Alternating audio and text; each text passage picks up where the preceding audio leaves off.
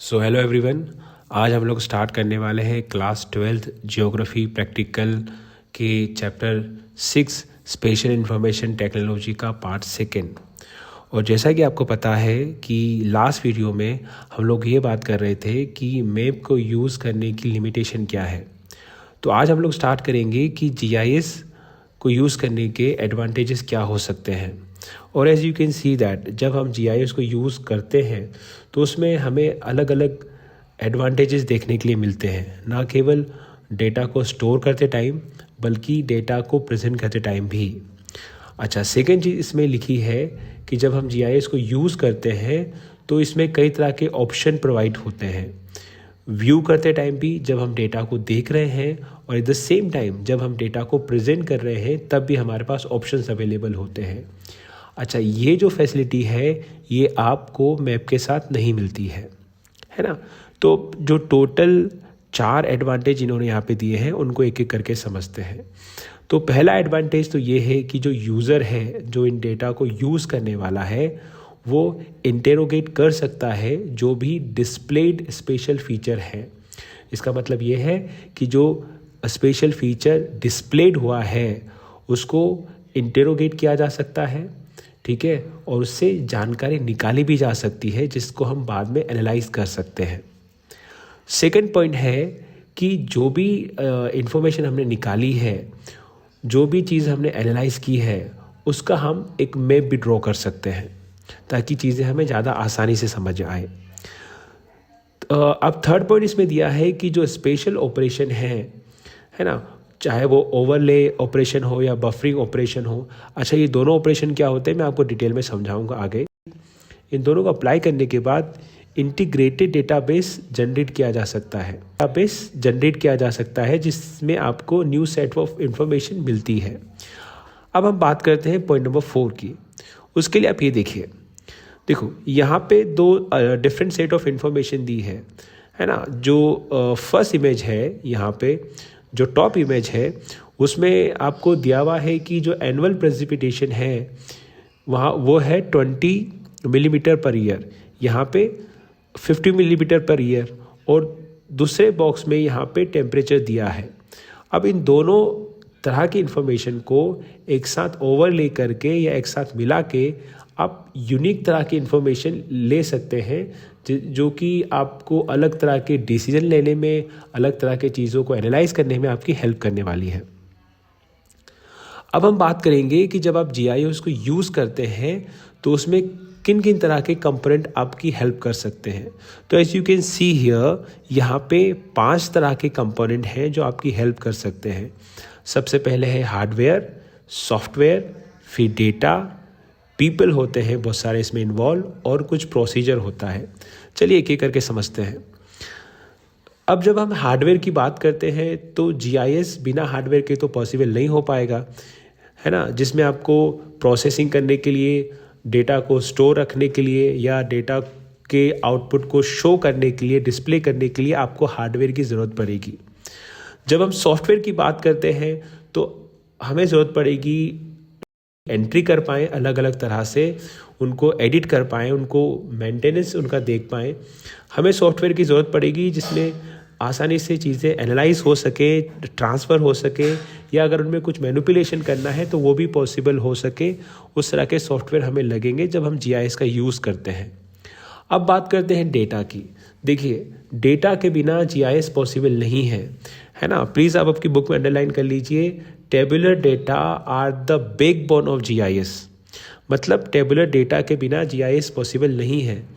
देखो, या तो एग्जिस्टिंग डेटा यूज़ कर सकते हैं आप, या फिर आप नया डेटा क्रिएट कर सकते हैं, या इन हाउस डेटा यानी सर्वे करके भी आप डेटा, सर्वे करने के बाद भी जो डेटा आता है वो भी आप यूज़ कर सकते हैं। इसके अलावा डिजिटल मैप इसमें यूज़ होते हैं, टेबुलर डेटा इसमें यूज़ होता है। डेटा के बाद अब बात करते हैं पीपल की। देखो, अलग अलग तरह के पीपल हैं। सॉफ्टवेयर इंजीनियर्स इसमें यूज़ होते हैं, है ना। साइंटिस्ट जो मॉनिटरिंग करने के लिए, या जो इम्प्लीमेंटिंग एजेंसीज़ हैं जो गवर्नमेंट की या लोकल, जो state government, central government, local government की जो एजेंसीज़ हैं उसका भी इसमें यूज़ होता है। फिर हम बात करेंगे प्रोसीजर की। तो प्रोसीजर में तो यही चीज़ें होगी कि डेटा रिट्राइव कैसे होगा, उनका इनपुट कैसे करना है, उन्हें स्टोर कहाँ पे करना है, मैनेज या उन्हें ट्रांसफर करके लास्ट में उनको एनालाइज कैसे करना है, ये सब चीज़ें हैं जिससे हमें एक फाइनल आउटपुट मिलता है। अब नेक्स्ट टॉपिक है special data format. Special data format की जब हम बात करते हैं तो हमारे पास दो तरह के डेटा फॉर्मेट होते हैं। एक है रास्टर डेटा फॉर्मेट और दूसरा है वेक्टर डेटा फॉर्मेट। जब हम रास्टर डेटा फॉर्मेट की बात करते हैं तो एक ऐसा फॉर्मेट है जो ग्राफिक फीचर को एक तरह के पैटर्न में शो करता है ना। किस तरह के पैटर्न में शो करता है? ग्रिड के या स्क्वायर के पैटर्न में। और वेक्टर की जब हम बात करते हैं तो वो शो करता है पॉइंट में। देखो यहाँ पर ये जो डेटा आप देख रहे हैं ऊपर वाली साइड में इसमें ग्रिड बनी हुई है और नीचे वाली साइड में जो डॉट्स हैं वो आपस में इंटरकनेक्टेड हैं। चलिए अब इसको और आसानी से समझने के लिए ऐसा मानिए कि आपके पास एक पीस ऑफ पेपर है ना। अब इसको हम डायगोनल लाइन खींच के इस पीस ऑफ पेपर पे हम एक डायगोनल लाइन खींचते हैं, ठीक है। अब ये डायगोनल लाइन खींचने के बाद इस पीस ऑफ पेपर पे हम एक मैट्रिक्स बनाते हैं, है ना। इसमें जो स्मॉल रेक्टेंगल्स होते हैं, स्मॉल बॉक्सेस होते हैं, as you can see on the screen also. अब हर जो बॉक्स है, चाहे वो जितनी भी सेल्स हैं, है ना, वो हॉरिजॉन्टली हैं या वर्टिकली हैं, ये एक तरह के कोऑर्डिनेट को दिखाती हैं और हर सेल का एक अलग डेटा होता है ना।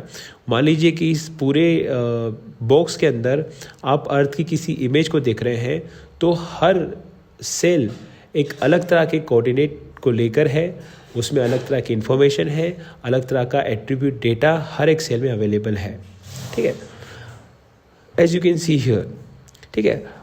अब हमको एक और चीज़ देखना है, the relationship between cell size and the number of cell is express as the resolution of raster.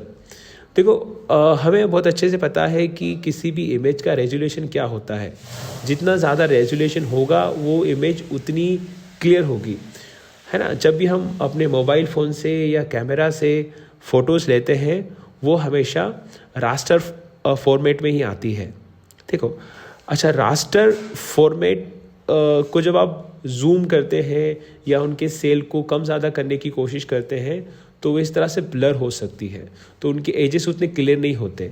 लेकिन जब वेक्टर की हम लोग बात करते हैं तो वेक्टर की इमेज, चाहे आप उसे जूम कर रहे हैं या उसमें कोई चेंजेस कर रहे हैं, आपको उसकी इमेज हमेशा इस तरह से ज़्यादा शार्प देखने के लिए मिलेगी। अब रास्टर जो इमेज फाइल है उसको हम कहाँ पे यूज़ करते हैं? देखो, for digital representation, aerial photography के अंदर आप इसका यूज़ कर सकते हैं, सैटेलाइट इमेज में, स्कैन पेपर में इसका यूज़ कर सकते हैं। दूसरी चीज़ यह है कि जब आपकी कॉस्ट आपको कम रखनी है, ठीक, जब जो मैप है उसको बाद में आप एनालाइज नहीं कर रहे हैं, इंडिविजुअल मैप फीचर को बहुत डिटेल में नहीं देखना है, तब आप इसका इस्तेमाल कर सकते हैं, है ना। अब बात करते हैं हमारा जो सेकेंड फॉर्मेट है, that is vector data format. A vector representation of the same diagonal line.